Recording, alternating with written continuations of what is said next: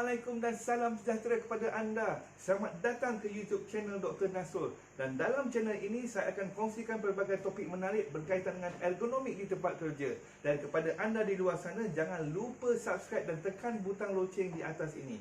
Okey, saksikan.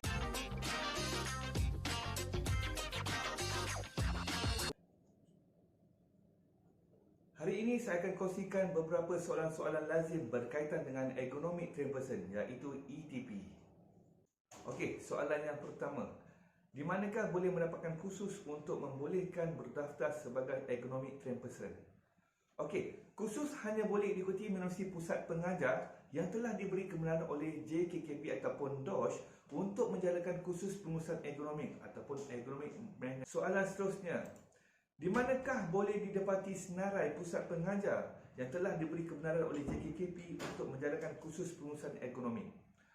Okey, senarai pusat pengajar yang telah diberi kebenaran boleh didapati di laman web JKKP ataupun DOSH. Dan dalam laman web tersebut terdapat 7 senarai pusat pengajar yang telah pun diberi kebenaran oleh pihak JKKP. Soalan seterusnya. Bagaimana untuk mendaftar sebagai ergonomic train person ataupun ETP? Sebenarnya pemohon perlu lulus ujian penilaian khusus yang diberikan oleh pusat pengajar, dan pendaftaran sebagai ETP adalah melalui pusat pengajar, dan di mana borang tersebut ataupun borang pendaftaran ETP akan dikemukakan oleh pusat pengajar kepada pihak JKKP. Soalan seterusnya, adakah seorang ergonomic train person ETP yang telah didaftarkan dalam web jabatan hanya boleh melakukan penafsiran psikoergonomik untuk majikan beliau sahaja?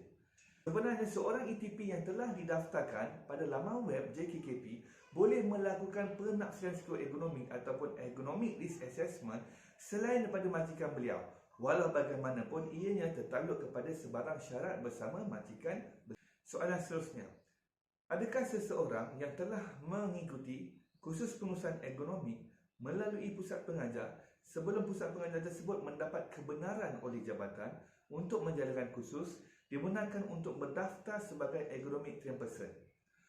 Okey, sebenarnya seseorang yang telah mengikuti kursus pengurusan ergonomik sebelum pusat pengajar tersebut mendapat kebenaran daripada pihak JKKP adalah tidak layak untuk didaftarkan sebagai ergonomic train person. Jadi anda perlu melihat semula senarai pusat pengajar yang terkini dan tarikh yang dibenarkan menjalankan kursus pengurusan ergonomik di tempat kerja. Soalan seterusnya, adakah seseorang yang telah mengikuti kursus initial era dibenarkan untuk menjalankan penafsiran psikoergonomik untuk advanced era? Sebenarnya tuan-tuan dan puan, seorang yang menghadiri kursus initial era ni hanya boleh menjalankan initial era saja dan tidak boleh menjalankan ergonomic train person ETP ni adalah orang yang kompeten ataupun OYK. Sebenarnya ergonomic train person ETP ni adalah dikenali sebagai recognized list ataupun recognized person dan bukannya orang yang kompeten ataupun OYK. Soalan seterusnya, apakah syarat-syarat kelayakan akademik sebagai ergonomic train person ETP? Setakat ini tiada syarat yang dikenakan ataupun syarat khusus untuk kelayakan akademik yang ditetapkan sebagai pendaftaran ergonomic train person ataupun ETP. Walau bagaimanapun ETP ini adalah merujuk kepada mana-mana pegawai bertanggungjawab yang dilantik oleh majikan. Adakah ergonomic train person ETP ini perlu membuat pembaharuan pendaftaran sebagai ETP? Sebenarnya setakat ini tiada lagi proses pembaharuan dijalankan bagi pemegang ETP ataupun ergonomic train person. Okey. Itu saja video untuk kali ini dan teruskan menonton video-video yang lain berkaitan dengan ergonomik di tempat kerja. Dan jangan lupa subscribe channel ini dan tekan butang loceng di atas. Sehingga kita bertemu kembali dalam the next episode.